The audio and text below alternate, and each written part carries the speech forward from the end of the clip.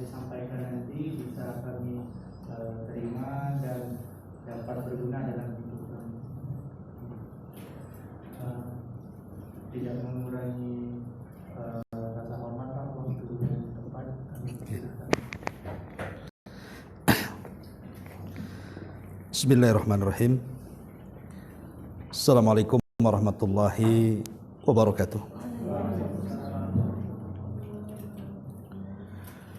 Alhamdulillah wassalatu wassalamu ala Rasulillah wa ala alihi wa sahbihi wa mawalah wa la hawla wa la quwata illa billahi wa ba'd. Alhamdulillah, segala puja dan puji hanya milik Allah Subhanahu wa ta'ala. Salawat dan juga salam tentunya kita hadiahkan kepada Rasul kita, qudwah kita, Nabi kita Muhammad sallallahu alaihi wa ala alihi wasallam. Biasa kita mengkaji kitab Arba'in Nawawi ya. Tapi siang ini kita akan membahas tema khusus tentang pentingnya kita mencari teman dalam hidup ini. Tentu teman ini kan mencakup semuanya. Baik teman hidup, maksudnya pasangan dalam rumah tangga, teman dalam bekerja di kantor, teman bermain, dan teman-teman yang lainnya. Karena Islam ini agama sempurna. Jadi semua itu dibahas dalam Islam. Sampai pun masalah pertemanan itu juga sangat dibahas dalam Islam. Sampai Nabi SAW mengatakan la tusahib illa mu'minan. Janganlah kalian berteman kecuali dengan seorang yang beriman. Kenapa Rasul sampai mengatakan seperti itu? Karena teman itu pasti akan menarik. Dalam istilah orang Arab itu as-sahibu sahib. Teman itu pasti menarik. Boleh jadi kita yang menarik dia atau kita yang tertarik oleh dia. Memang begitu. Orang kalau berkawan dengan orang yang dermawan, lambat laun pasti dia akan ikut-ikut juga dermawan kan itu. Kalau kita berkawan dengan orang pelit, ya lama-lama jadi pelit juga kita. Sama dengan orang yang berkawan dengan orang yang tukang gibah. Pasti lama-lama kita walaupun tidak ikut gibah, pasti mendengarkan gibahnya. Dan gibah itu kan kelezatan. Yang dengar aja lezat, apalagi yang menggibahnya. Lebih lezat lagi dia. Makanya kenapa kemudian Islam itu sampai mengatur soal pertemanan. Nah, untuk mendasari kajian kita ini, kita akan membawa satu hadis Nabi SAW, baru kita kembangkan ke mana-mana. Jadi ada sebuah hadis Nabi SAW mengatakan, mathalul jalisis salih wa mathalul jalisis su'i kahamilil miski wa nafikhil kiri. Permisalan teman yang baik dan teman yang buruk itu seperti berteman dengan penjual minyak wangi atau seperti berteman dengan orang yang meniup besi dalam dunia pandai besi. Fahamilul miski, adapun yang menjual minyak wangi, kata Nabi SAW, imma an yukhdiyaka, boleh jadi dia memberikan hadiah kepada kita, wa imma an tabta'a minhu, atau boleh jadi kita membeli minyak wanginya, wa imma an tajida ma'ahu rihan thayyibatan, atau boleh jadi walaupun dia tidak menghadiahi minyak wangi kepada kita, atau kita tidak membelinya, minimalnya kita kecipratan baunya. Jadi cuma 3 saja. Kalau kita berkawan dengan penjual minyak wangi, boleh jadi dia kasih hadiah minyak wanginya kepada kita, atau boleh jadi kita membeli minyak wangi dari dia, atau boleh jadi kita tidak diberikan hadiah atau tidak membeli, kita sudah kecipratan baunya. Tapi sebaliknya kata Rasul, wa nafikhul kir, adapun pandai besi yang sudah suka meniup-niup besi panas itu untuk dipandai sama dia, imma an yuhriqa thiyabak, boleh jadi dia bisa membakar bajumu, wa imma an tajida minhu raihatan khabithatan, atau engkau akan mendapatkan bau yang busuk. Jadi berteman dengan teman yang buruk itu seperti berteman dengan pandai besi. Boleh jadi kalau kita dekat-dekat, namanya pandai besi, kalau niup kan ada cipratan apinya tuh. Boleh jadi kita kena cipratannya. Ataupun kalau kita menjauh sedikit dari cipratan apinya, namanya pandai besi itu kan tidak harum, pasti bau. Kita mencium bau di sekitarnya. Lah permisalan ini bagus sekali dari Nabi SAW tentang dunia pertemanan ini. Pertama, berteman dengan minyak wangi, penjual minyak wangi. Ini kinayah kalau kita punya teman yang baik. Boleh jadi dia menasihati kita, mungkin kita diam saja, tapi tiba-tiba dia memberikan masukan kepada kita, memberikan kebaikan kepada kita. Atau yang kedua, kita yang minta dinasihati sama dia. Tolong nasihati saya lah kan, karena kita percaya dia orang baik, makanya kita meminta nasihat dia. Ataupun kalau tidak, kalau dia orang baik dan kita tidak baik, kita terimbas harum dia. Pasti dibawa-bawa nama kita, itu siapa tuh? Itu loh kawannya si Anu, padahal bukan si Anunya yang baik kan, kawannya yang baik. Ya. Dan memang seperti itu, cuma 3 ini saja. Boleh jadi dia ngasih nasihat kepada kita, atau kita minta nasihat, atau kita kecipratan keindahan akhlak dia. Tapi sebaliknya kata Rasul, kalau teman yang buruk ya seperti berteman dengan pandai besi. Boleh jadi dia yang narik kepada maksiat dia, atau kita ikut terbawa-bawa dari segi akhlaknya. Makanya kenapa Al-Imam Ibnu Katsir rahimahullah ta'ala sampai menyebutkan satu kisah dalam surah Al-Kahfi itu, namanya kisah Ashabul Kahfi. Kisah Ashabul Kahfi ini memang menarik untuk kita ceritakan, tapi saya tidak menceritakan tentang kisahnya. Yang saya ingin ceritakan adalah kisah anjingnya. Ashabul Kahfi itu kan diikuti dengan anjing. Sampai-sampai anjing ini ketika Ashabul Kahfi masuk ke dalam gua, dia menunggu di pintu gua. Dan anjing ini bisa hidup selama Ashabul Kahfi tidur, selama 3 abad lebih. Ketika mereka meninggal, anjingnya juga meninggal. Yang ingin saya katakan, bagaimana seekor anjing yang jelas-jelas najis disebut terulang-ulang dalam surah Al-Kahfi itu. Bukan satu kali penyebutan anjing itu, berulang-ulang disebut anjing, anjing, anjing gitu kan. Kenapa kemudian anjing ini disebut padahal dia binatang najis? Rupanya anjing ini kecipratan kemuliaan Ashabul Kahfi. Nama kita, nama Anda semua aja nggak ada dalam Quran. Nama anjing ada pula di situ. Artinya kan anjing ini menjadi mulia karena pertemanan. Pertemanan dengan Ashabul Kahfi. Makanya disebut-sebut oleh Allah Subhanahu wa taala. Kalau seekor anjing saja berteman dengan orang-orang mulia, orang-orang baik disebutkan dalam Al-Qur'an, macam mana pula selain daripada anjing? Lah begitu juga kalau kita punya teman yang jelek, maka itu pun akan berbahaya. Kurang apa Abu Thalib? Abu Thalib itu kan ayah angkat Nabi, plus juga pamannya loh ya. Abu Thalib itu kan pamannya Nabi. Bahkan ayah angkatnya, karena yang mengurus Nabi dari usia 8 tahun. Sampai dia menikah, sampai diangkatnya menjadi Nabi dan Rasul. Kasih sayang Abu Thalib tidak pernah terputus kepada Rasul. Tapi menjelang wafatnya, Abu Thalib ini disuruh mengucapkan kalimat la ilaha illallah. Kata Nabi SAW, ya ammi kul la ilaha illallah. Wahai pamanku, ucapkan kalimat la ilaha illallah. Uhajubika indallah. Biar aku berhujah dengan kalimat itu di sisi Allah. Kau akan selamat kan itu. Tapi Abu Thalib malah melihat teman-teman yang di sekitarnya. Karena di sekitarnya ada Abu Jahal, teman-teman jahiliyahnya. Di situ ada Musayyib, di situ ada Umayyah. Jadi ada teman-teman semasa jahiliyahnya mengelilingi Abu Thalib. Sehingga ketika Rasul mengatakan, wahai pamanku, ucapkan kalimat la ilaha illallah, Kata teman-temannya Abu Jahal saya mengatakan, wahai Abu Talib, apakah kau akan mengucapkan kalimat itu? Dan engkau membenci agama nenek moyangmu Abdul Muthalib, jangan kau ucapkan kalimat itu. Akhirnya sampai ruhnya keluar, Abu Talib tidak mengucapkan kalimat syahadat. Dan dia lebih memilih teman-temannya. Bayangkan kurang awal Abu Talib bersama Nabi lagi loh.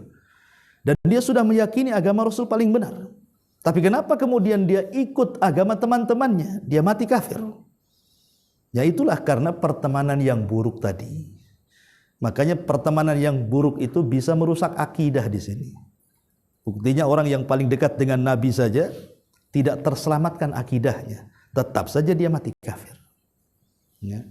Apalagi teman yang satu rumah gitu ya, itu lebih bahaya lagi. Dahulu di zaman salaf ada seorang ulama terkenal, ulama dunia, ulama ahli hadis. Namanya Imran ibn Hittan. Imran ibn Hittan ini ulama hadis. Semua dari mana-mana datang belajar hadis kepada Imran ibn Hittan ini. Lah Imran ini satu hari entah kenapa tertarik dengan anak gadis putri daripada pamannya. Karena kecantikannya, akhirnya dia pun terpincut dan hendak menikahinya.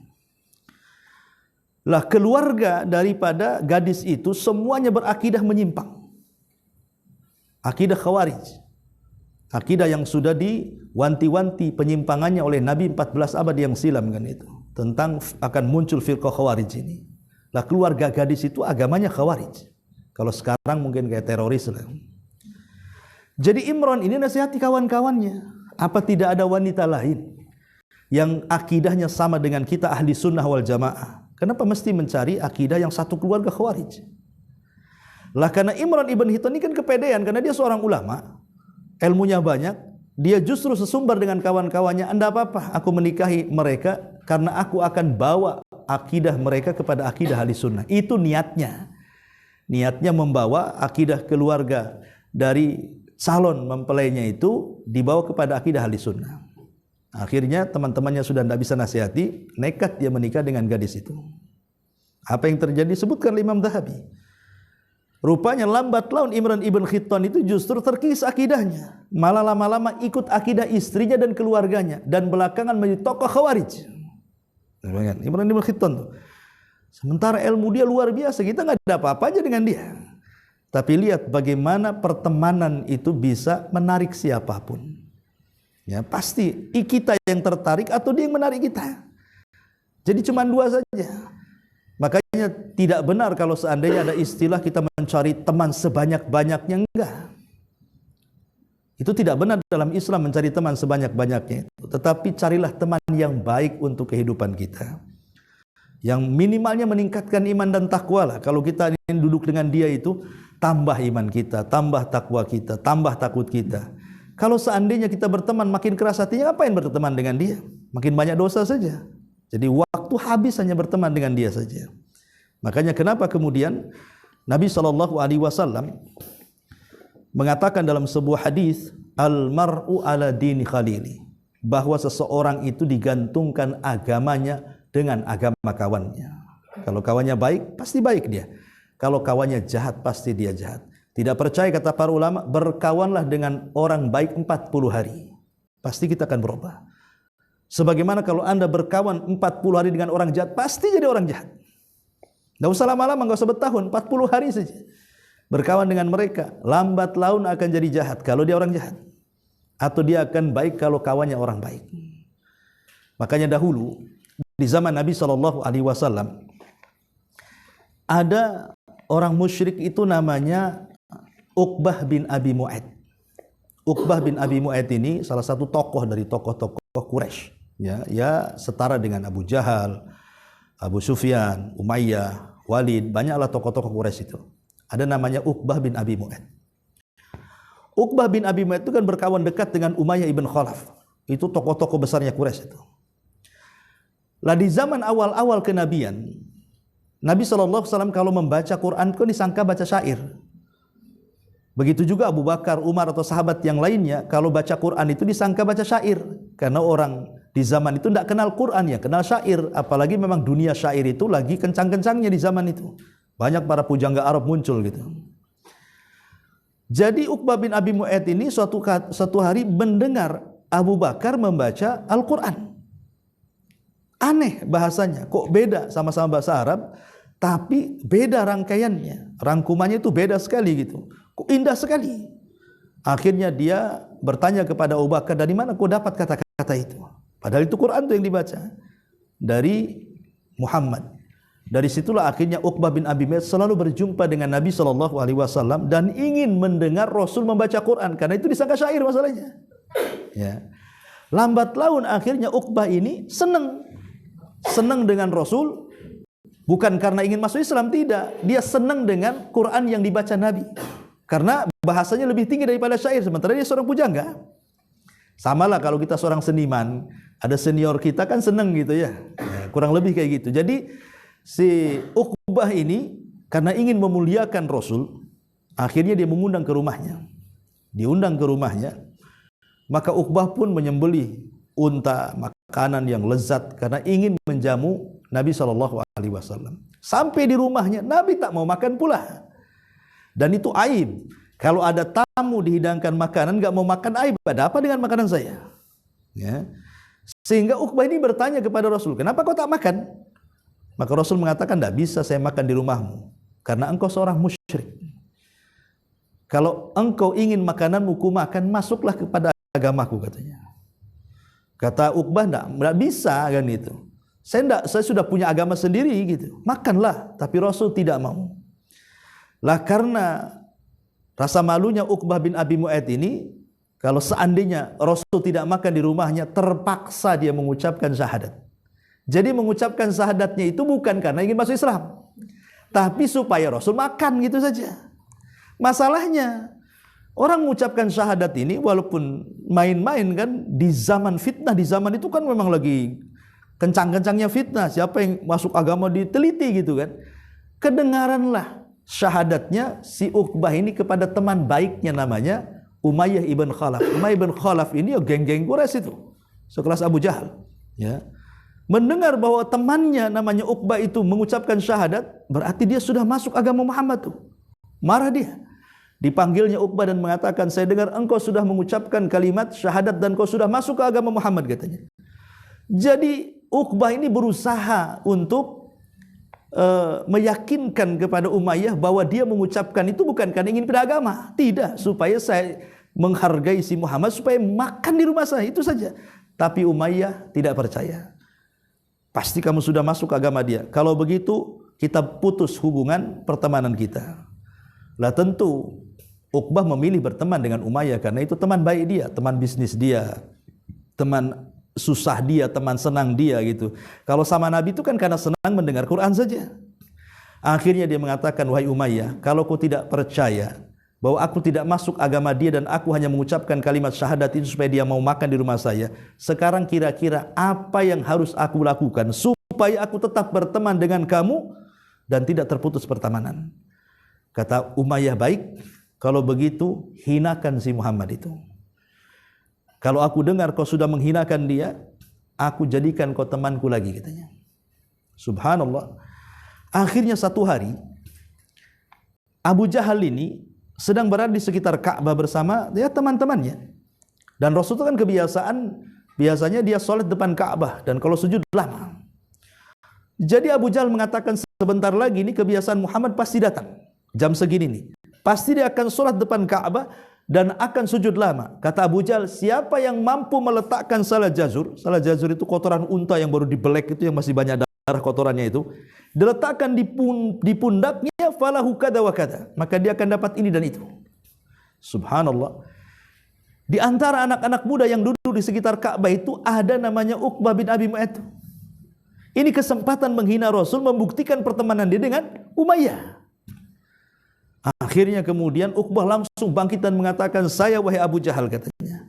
Bayangkan, ingin meletakkan kotoran di pundak Rasul karena ada kesempatan ingin membuktikan pertemanan dia dengan Umayyah tuh, sama-sama kafirnya tuh. Dicarinya tuh kotoran unta, dapat pula dia. Ya. Akhirnya setelah dapat, betul-betul ketika Rasul sedang sujud diletakkan di atas punggungnya. Bayangkan tuh kotoran unta kan besar tuh, banyak, berdarah lagi. Rasul hanya diam saja lama sujud sampai datang Fatimah. Fatimah masih kecil ketika itu. Ya gimana melihat ayahnya dihinakan? Akhirnya dibersihkan sama Fatimah sampai bersih.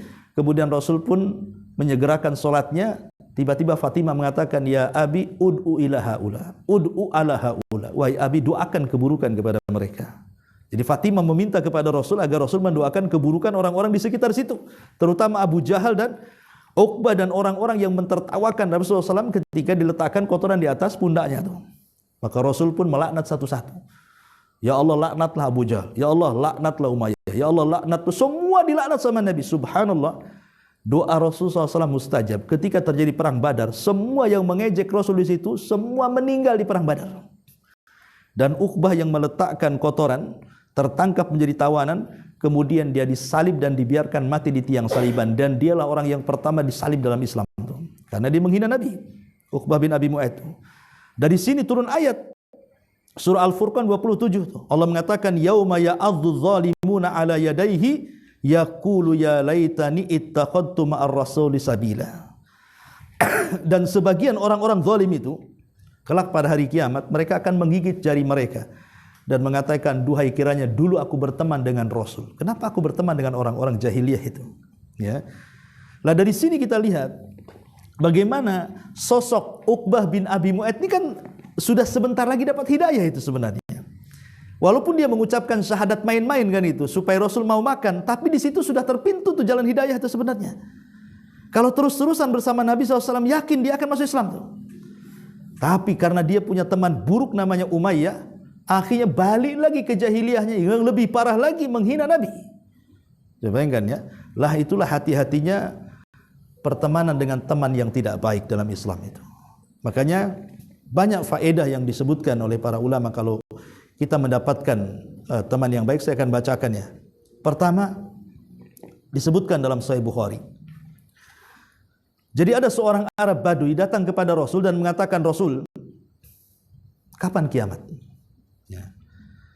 Kata Nabi SAW, wa ma'adatta laku. Tanya kiamat, emang apa yang kau persiapkan? Maka orang ini mengatakan, la syai' ya Rasul, aku tidak punya apa-apa untuk saya persiapkan menjelang kiamat katanya. Kecuali aku sangat mencintai Allah dan dirimu. Apa kata Rasul? Anta ma'aman ahbabta, maka engkau akan digolongkan bersama idolamu, bersama temanmu. Jadi kalau seandainya kita berteman dengan teman yang baik, maka kita akan digolongkan orang-orang baik, itu maksudnya. Tapi kalau kita berteman dengan orang-orang jahat, ya digolongkan dengan orang-orang jahat. Termasuk ketika memilih idola. Ya, idola kita siapa kan gitu. Kadang-kadang anak-anak muda kita lihat, ada yang mengidolakan pemain sepak bola, ada yang mengidolakan ya pemain motor-motoran dan begitu seterusnya kan. Kadang-kadang dia pikir agama dia apa? Main pajang aja di rumah dia. Entah dia ateis, entah dia apa kan itu. Lah ini kan salah mengambil idola dia. Padahal idola kita ini tidak kurang-kurang dalam Islam, dari para sahabat, dari para tabi'in, dari para ulama kan itu. Kenapa orang-orang kafir jadi idola? Maka Rasul mengatakan, Anda akan bersama idola Anda di neraka katanya. Nauzubillah ya. Ini yang pertama. Yang kedua, teman yang baik itu bukan hanya manfaatnya di dunia, tapi juga di akhirat. Hasan Al-Basri sampai mengatakan, istakthiru min sahibikumus salih. Perbanyak oleh kalian teman-teman yang baik. Fa innahu yanfa'ukum yaumal qiyamah, karena kelak teman-teman yang baik itu akan menjadi manfaat bagi kita di akhirat. Ketika Nabi SAW bercerita tentang sukul jannah, di surga itu ada pasar. Ya bukan kayak pasar kayak apiari atau di sini, enggak kan itu.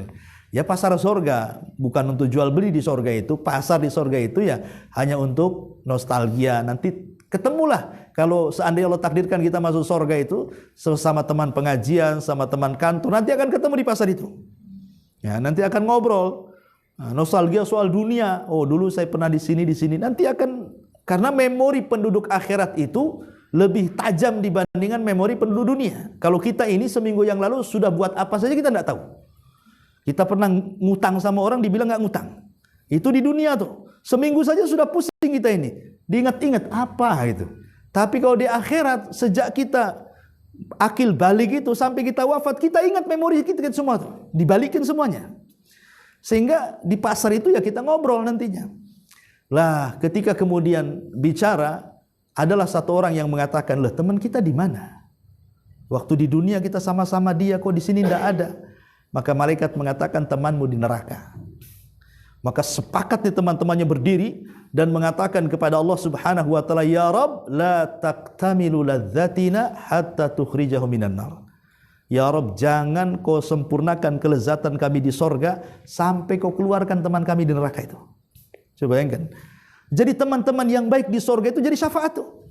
Sampai teman kami yang di neraka itu keluar. Maksudnya teman yang beriman ya, bukan kafir. Kalau kafir kan tidak bisa keluar dari neraka ya. Artinya teman-teman yang jahat, yang masih ada keimanan, akhirnya dikeluarkan dari neraka. Kenapa dikeluarkan? Sebab syafaat teman-teman yang di sorga tuh. Jadi teman yang baik akan menjadi syafaat bagi kita pada hari kiamat. Ini yang kedua. Kemudian yang ketiga, akan selamat dari fazaul akbar, rasa takut yang luar biasa ketika kita dikumpulkan di padang mahsyar. Dan itu disebutkan di dalam surah Az-Zukhruf ayat 67. Allah mengatakan al-akhillau yawma idzin ba'duhum li ba'din adu illal muttaqin.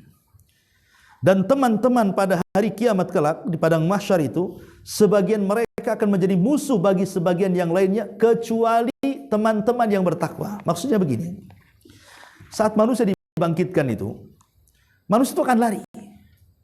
Istri lari dari suaminya, suami lari istrinya, anak lari dari orang tuanya, orang tua dari anaknya, teman-teman akan lari dari teman-temannya, nggak mau ketemu.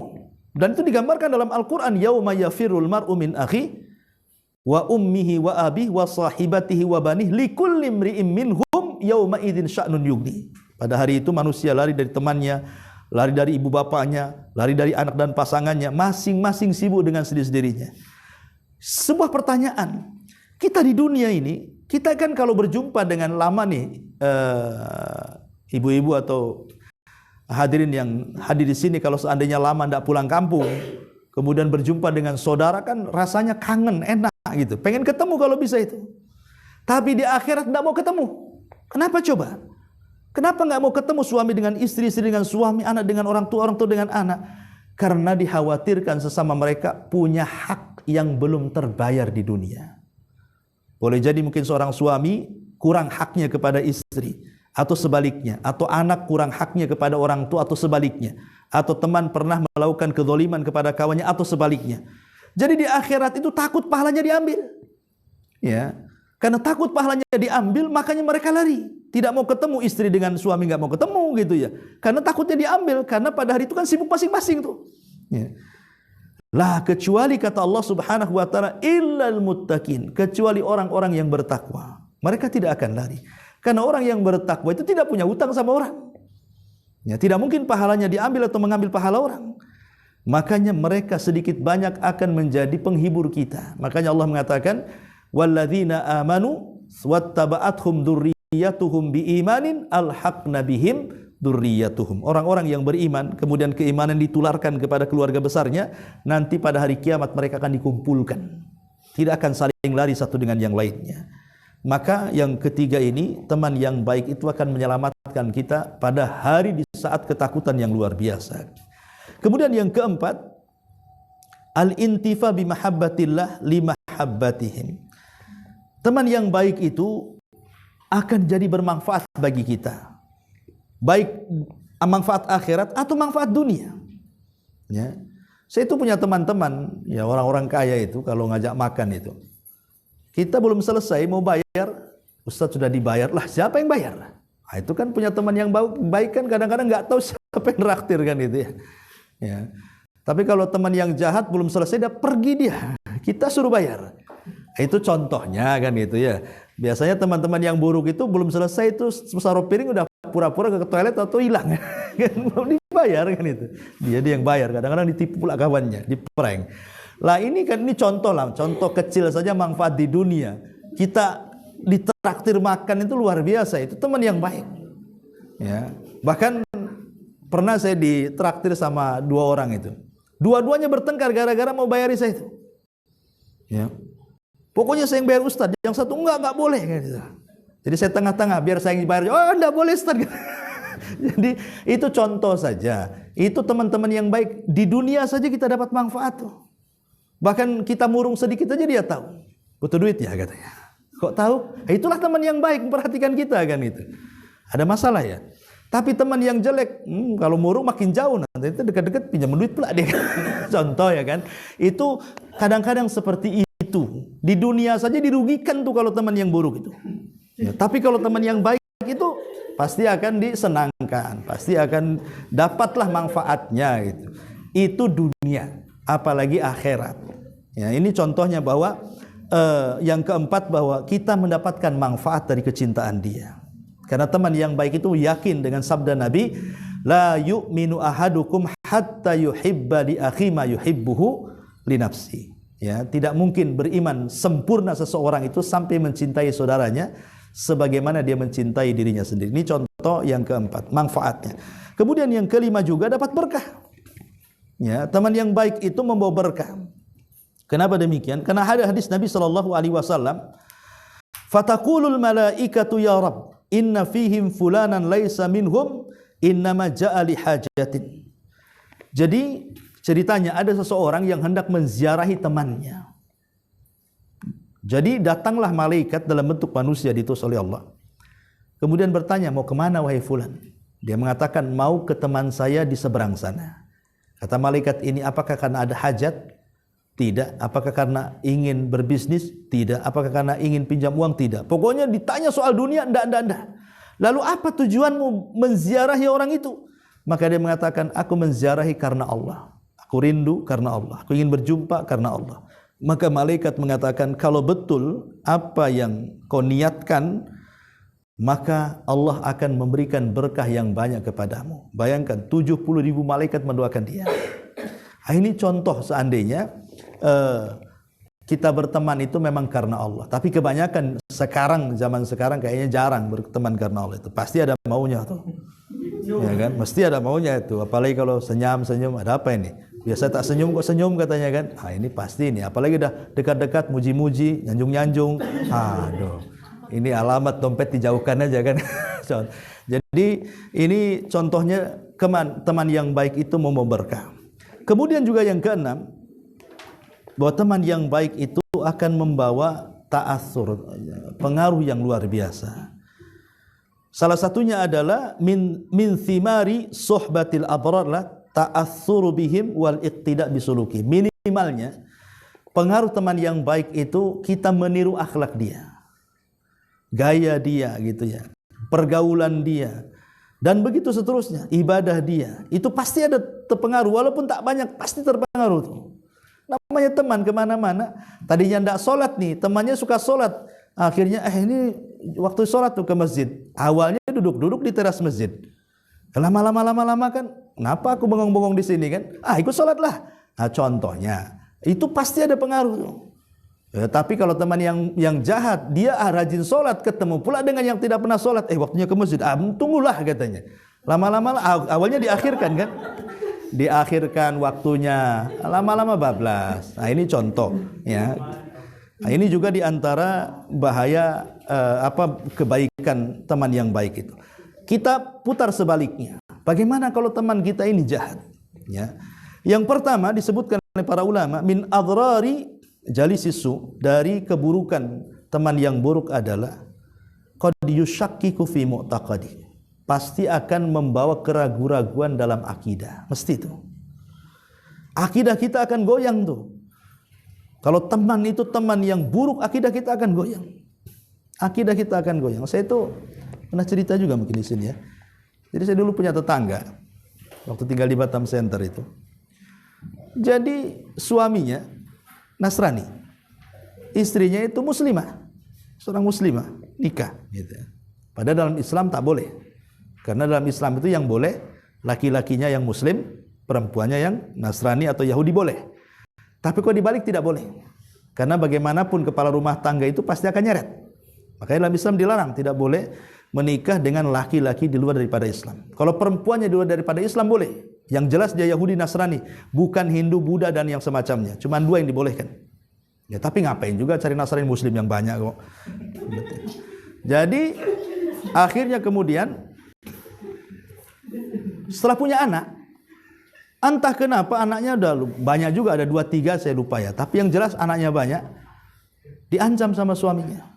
kamu kalau tidak masuk agamaku, aku ceraikan. Akhirnya dia terpikir tuh, dia sayang dengan anak-anaknya. Yang kedua suaminya kaya. Dia pikir kalau dia dicerai jadi gelandangan lah kan itu. Pindahlah dia agama. Setelah pindah agama, dibawalah ke gereja.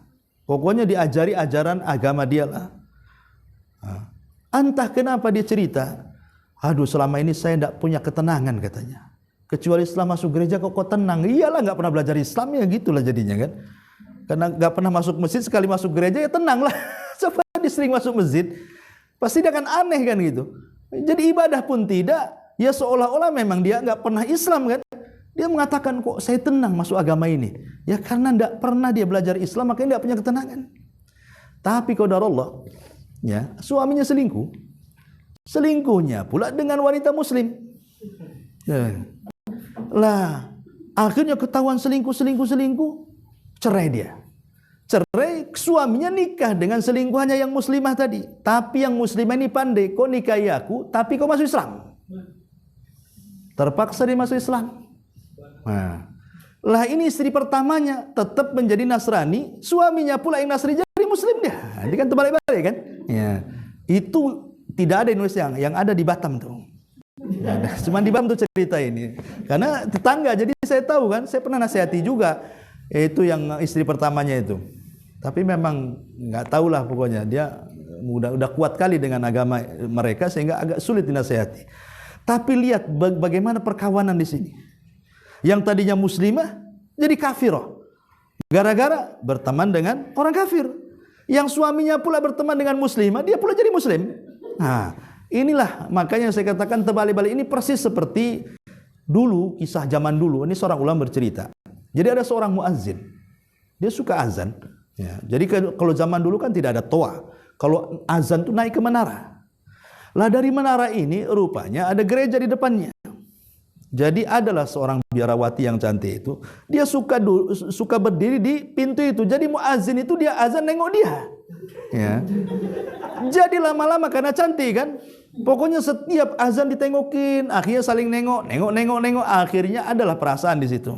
Karena tengok-tengok kan, awalnya dari mata dulu kan, dari mata turunlah ke hati, dari hati tak tahu turun kemana. Tapi yang jelas bahwa awalnya dari situ. Jadi akhirnya dari pandang-pandangan, cobalah si anak muda ini dekati wanita itu. Mereka kan masjid dengan gereja tak jauh. Akhirnya ngobrol jatuh cinta. Ini bahaya ikhtilat di sini kan. Akhirnya kemudian dia ingin melamar wanita itu. Karena dia seorang biarawati, tidak boleh menikah. Ya. Jadi bapaknya nggak ngerestui, tidak boleh kamu nikah dengan anak saya katanya. Terpaksalah kemudian dia cari cara, tidak bisa juga menikahi wanita itu. Bagaimana akhirnya karena cintanya kuat sakit dia itu, gara-gara cinta sakit tuh. Sakitnya pula membawa kematian dia. Gara-gara cinta bunuh orang. Ya. Jadi ketika sakaratul maut itu, gurunya datang. Kemudian mentalkin, ya fulan, kenapa kamu ini? Kamu ini kok bisa sakit kayak gini katanya. Dia mengatakan saya mencintai si fulan, mau nikah tak dikasih katanya. Akhirnya cerita-cerita. Terus bagaimana? Kan wanita muslimah banyak. Kenapa ngejar-ngejar dia? Kata gurunya itu. Oh enggak bisa, aku sudah cinta mati dengan dia. Kayaknya sudah digembok kayaknya. Dan enggak bisa lagi, kuncinya dibuang juga. Lah dari sini enggak bisa lagi. Kemudian dia mengatakan, lalu apa keinginanmu? Nih, jeleknya keinginan dia. Saya hanya berdoa kepada Allah, walaupun Allah tidak mempertemukan saya di dunia, biarlah Allah pertemukan saya di akhirat katanya. Bahasanya kan romantis sekali. Jadi kata gurunya, macam mana caranya di dunia saja enggak dipertemukan, macam mana pula di akhirat dipertemukan? Dia mengatakan apa? Amantu bidiniha wa kafartu bidini. Aku dari sekarang kufur dengan agamaku dan aku masuk ke agama dia. Kemudian dia mati. Jadi dia kufur dengan agamanya, dengan Islam, masuk ke agama Nasrani. Dia pikir nanti di akhirat ketemu, gitu maksudnya. Lah setelah setahun lamanya, rupanya si wanita itu jatuh sakit juga, kepikiran. Ya, merasa bersalah kan, kepikiran, akhirnya jatuh sakit. Nah, lah datanglah gurunya anak muda ini kepada wanita ini. Kata wanita ini, kau tahu juga bagaimana rasa cintaku kepada dia katanya. Ya kenapa? Ya, kalau di dunia aku tidak bisa ketemu, di akhirat minimalnya ketemu. Loh, gimana caranya? Aku kufur dengan agamaku, aku ikut agama dia lah. Kan terbalik-balik itu. Yang satu masuk Nasrani, yang satu pula masuk Islam kan. Lah cemana di dunia aja nggak ketemu, secara akidah di akhirat pula ya nggak mungkin ketemu lah. Lah ini kan persis kisahnya seperti ini. Makanya hati-hati ya dalam memilih kawan itu karena bisa merusak akidah. Ini contoh yang pertama. Yang kedua juga disebutkan di sini minimalnya teman yang buruk itu. Mereka kan ditemani dengan setan-setan, tidak mungkin dia sendiri. Ya, lah setan-setan itulah yang terkadang di sekitar dia mendorong-dorong kita, memberikan was-was untuk bermaksiat sama seperti dia. Setan itu tidak mungkin ngajak narik tangan, ayo ke tempat maksiat, enggak. Setan tidak ada yang narik tangan kita, dorong-dorong ke tempat maksiat itu, tidak ada setan yang seperti itu. Setan itu hanya ngasih was-was. Sana maksiat, daripada kau bengong malam-malam. Ya, ngapain juga gelap-gelap sana lo ke sana. Dia cuma ngasih was-was saja setan itu. Daripada kau sendiri ke sanalah. Enak lo di sana. Macam-macam. Dia akan bisik-bisikan. Lah bisikan itulah ya subhanallah. Kadang-kadang hanya bisikan setan saja orang bisa maksiat. Lah makanya kenapa kemudian Allah sampai mengatakan setiap nabi itu kan punya musuh. Dan musuh para nabi itu setan. Dan setan itu ada dua macam. Ada setan minal insi, ada setan minal jinni. Ada setan dari kalangan manusia, ada setan dari kalangan jin. Nah, jadi kawan yang buruk itu ya kayak setan tuh. Jangan dekat-dekat setan lah katanya. Ya maksudnya istilah Quran setan. Jangan pula disebut setan dia kan itu. Ngapain kau berkawan dengan setan? Nggak boleh kan. Ya nanti tersinggung pula. Kalau dia setan dia iblisnya lah. Nanti dia ngomong gitu pula sama kita. Ini yang pertama. Yang kedua, ya. Minimalnya nih katanya kata para ulama anna ru'yatahu, yang ketiga anna ru'yatahu tadzakur bil maksiyati. Kalau kita lama berkawan dengan orang jahat, ketika kita berpisah dengan dia, pasti yang diingat maksiatnya. Pasti itu. Ya. Jadi kalau seandainya nih kita sering maksiat di Batam nih sama kawan satu ini, tiba-tiba dia pulang kampung, kalau ingat dia itu pasti ingat bukan orangnya, maksiatnya tuh. Oh iya sama-sama dia dulu nongkrong di sana, nongkrong di sini, maksiat sana, maksiat sini. Itu pasti yang diingat maksiatnya. Ini kan bahaya. Ya. Teman yang jelek itu pasti mengingatkan maksiatnya. Kapan lagi lah sama dia itu. Nah. Ini yang ketiga. Yang keempat, terkadang annahu yasiluka bi unasin sain. Terkadang ditemankan dengan teman-teman buruk lainnya. Pasti itu bukan hanya dengan dia. Dia kan punya teman-teman yang buruk juga tuh. Pasti akan dikenalkan tuh. Ayo kita ke rumah ke rumah ini jahat, ini lebih jahat lagi. Oh ini rajanya jahat nih. Gitu. Biasanya kan begitu. Kalau kepala gengnya lah gitu. Nah, ini kepala geng saya nih. Nah, ini tatonya sedikit, ini tatonya banyak kan itu. Mau ditato juga kamu? Nah, kan nanti kadang-kadang nyeret-nyeret ke situ. Ini juga salah satu bentuk berkawan dengan kawan yang buruk. Termasuk juga la takhlu minal muharramat wal ma'asi kal ghibati wan namimati wal wa nahwi dzalik. Kalau kita sudah berkumpul dengan teman-teman yang buruk akhlaknya, pasti dosa-dosa macam-macam akan kumpul di situ. Entah dusta, entah ghibah, entah namimah, entah macam-macam tuh, enggak mungkin diam saja. Pasti akan ikut timbul di situ. Dan setiap maksiat saya katakan dari awal tidak ada maksiat kecuali ada kelezatan di situ. Coba kalau kita lihat TV, kemudian di situ acaranya bongkar aib orang. Artis ini selingkuh dengan ini anak ininya, nanti laporan polisi, nonton aja kan. Episode besoknya apalagi sudah ada YouTube itu, ada episode 1, episode 2 kan. Kita yang nonton keasikan itu, cemana pemainnya di dalam tuh. Ya, itulah maksiat itu. Kita dengerin gibah saja keasikan, gimana yang begibahnya makin asik lagi. Ya, itulah akibat dari teman-teman yang buruk akhirnya membawa kepada keasikan dalam maksiat. Dan banyak lagi. Ya, intinya bahwa jangan rusak akidah kita dengan hanya pertemanan. Dalam pernikahan saja, sampai Rasul mengatakan, carilah jodoh itu pertama kata Rasul limaliha, cari yang kaya. Ya, yang kedua li jamaliha, cari yang cantik. Ya, kemudian yang ketiga li nasabiha, cari yang nasabnya bagus. Kemudian yang keempat li diniha, baru agamanya. Ya, kalau perempuan ya cari yang kaya, cari yang tampan, cari yang nasabnya bagus. Cari yang agamanya. Tapi Rasul mengatakan fadfar bidzati din taribat yadak. Maka pilih yang agamanya bagus, maka engkau akan selamat. Masalahnya begini, kadang-kadang orang yang cari jodoh tuh, ya. mau seperti apa kriteria jodoh yang nanti saya carikan? Oh, yang akhlaknya bagus katanya, yang rajin sholat kan. Sekali ketemu gosong orangnya, pada rajin sholat tuh, ya tak mau saya. Ini bahaya, karena awalnya dia minta yang rajin sholat kan, dia nggak bilang tampan kan. Sekali cari yang gosong, ini loh, ini rajin sholat nih, ya, nggak sesuai, berarti dia menolak agama tuh. Maka alasannya yang seperti itu mencari jodoh. Sebab kalau dibilang rajin sholat, sudah dapat yang rajin sholat, tak mau berarti dia gara-gara sholatnya itu. Ya, harusnya dari awal kalau memang ini, ambillah pilih-pilih. Saya mau ganteng, saya mau yang kaya, saya mau nasabnya yang bagus, agamanya oke kan gitu. Empat-empatnya aja minta. Nah, sekali yang gosong, saya kan minta yang tampan. Kenapa yang gosong kan gitu? Nah, jadi ada alasan. Tapi kalau hanya kita minta carikan yang bagus agamanya, sekali sudah dicari yang bagus agamanya tapi nggak selera dengan kita, itu seolah-olah kita menolak agama. Ya, maka alasannya yang logis saja kan itu. Yang logis-logis saja. Tolong carikan jodoh yang mana? Yang bagus lah. Nah, kalau yang bagus itu kan berarti semuanya bagus. Ya, global aja lah ngomongnya yang bagus. Kalau kemudian dia tampan tapi utangnya 1 miliar, ya enggak lah, enggak jadilah. Orang tampan aja, uang tak ada katanya. Nah, berarti kan tak bagus, contohnya seperti itu. Maka jangan sekali-kali menolak gara-gara agama.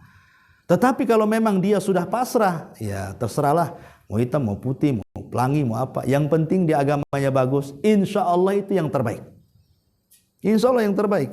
Karena di zaman Nabi, ada seorang namanya Julaibib. Julaibib ini orangnya pendek. Disebutkan di sifat-sifatnya itu dalam biografinya. Pendek, hitam, kriwel. Ya. Pokoknya tidak tampan sama sekali. Miskin, tidak punya rumah. Hidupnya ya tidur di mana-mana. Kadang-kadang minum pun dari air yang ya minta dan begitu seterusnya. Orang miskin enggak sama sekali. Tapi dia sahabat Nabi. Jadi Nabi satu hari lewat, dipanggilnya Julaibib. Julaibib sini. Ya. Ada apa wahai Rasul? Kapan kau nikah? Kata Nabi. Julaibib marah. Dia mengatakan bukan saya tak punya uang. Jawabannya bukan begitu. Wanita mana yang mau sama saya? Nah itu jawabannya. Bukan karena mau nikah dengan apa? Saya ini miskin. Enggak, bukan itu. Seandainya pun dia punya uang, kata Julaibib, wanita mana yang mau nikahi dengan orang seburuk saya, katanya. Dah Rasul diam aja. Besoknya lewat ketemu lagi Julaibib. Mau nikah Julaibib. Marah lagi dia. Sudah aku bilang wanita mana yang mau sama saya. 3 harinya makin emosi sama Nabi dia. Udahlah enggak usah tanya-tanya lagi, katanya. Jadi Rasul mengatakan gini Julaibib. Kamu datanglah ke rumah si Anu. Ya, itu di tengah-tengah kota Madinah. Di situ ada rumah. Ya kalau sekarang ini gang sekian, RT sekian, RW sekian kan itu. Ketuk rumahnya, bilang saja saya utusan Nabi, nikahkan gadismu dengan saya. Oh, semangat Julaibib lah. Berangkat dia ke rumah yang dituju itu. Rupanya wanita yang dituju itu adalah wanita yang disebutkan ajmalu fatatil ansor, wanita paling cantik dari wanita-wanita Ansor. Yang diketuk rumahnya itu. Jadi ketika dia ngetuk rumah, bapaknya keluar. Kata bapaknya heran. Ngapain kamu di sini, Bib? Katanya. Julaibib kan itu. Pergi ngapain? Karena ini orang yang nggak berada. Ya. Jadi kata Julaibib, tunggu dulu. Aku ini delegasi Nabi. Tolong nikahkan putrimu dengan saya. Ujung-ujung ngomong begitu kan? Apa nggak bapaknya bingung tuh? Ya. Apa nggak ada lain? Kenapa mesti Julaibib katanya? Tunggu dulu, saya harus ngomong sama istri saya. Jadi setelah dibilang sama istrinya, kata istrinya, kenapa enggak Abu Bakar saja? Kenapa enggak Umar? Kenapa enggak Ali? Kenapa sih Julaibib pula datang ke sini, katanya. Subhanallah, di balik tirai itu rupanya anak gadis itu mendengar. Dia langsung marah sama ibu bapaknya dan mengatakan, apakah kalian akan menolak utusan Nabi?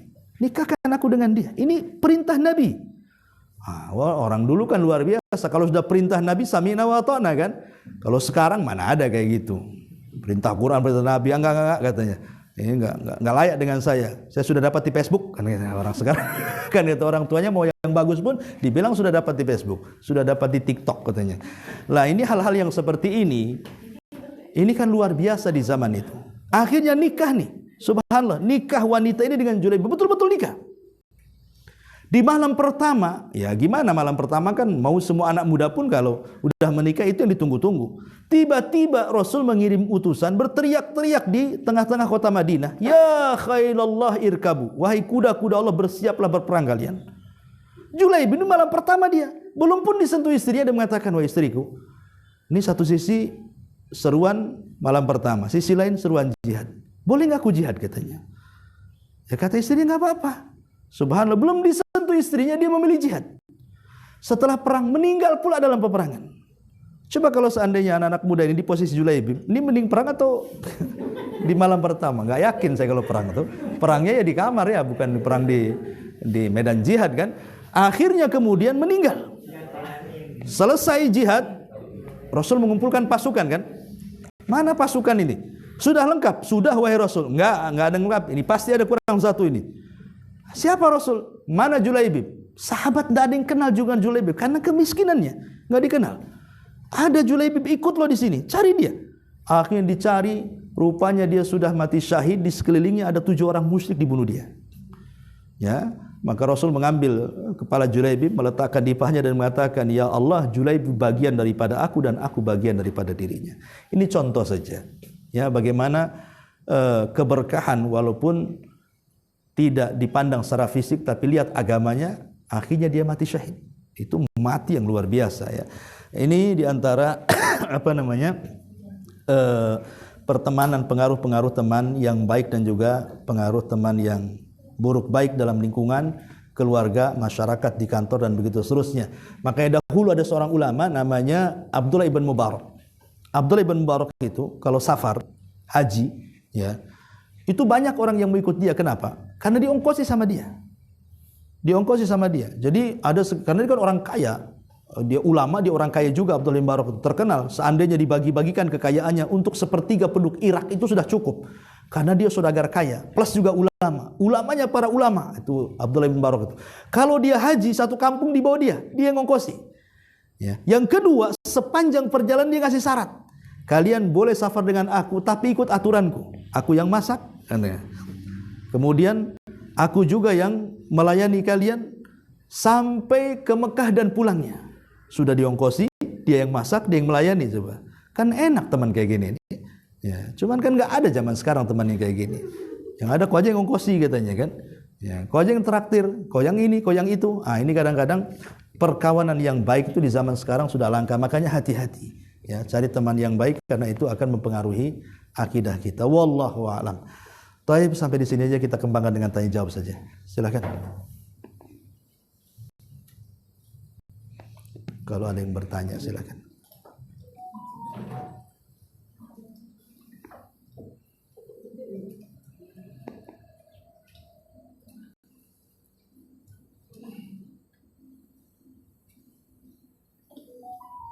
Assalamualaikum warahmatullahi wabarakatuh. Waalaikumsalam warahmatullahi wabarakatuh.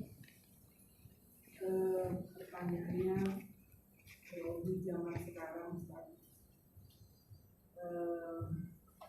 terutama untuk berkawan di lingkungan kerja dan kelompoknya,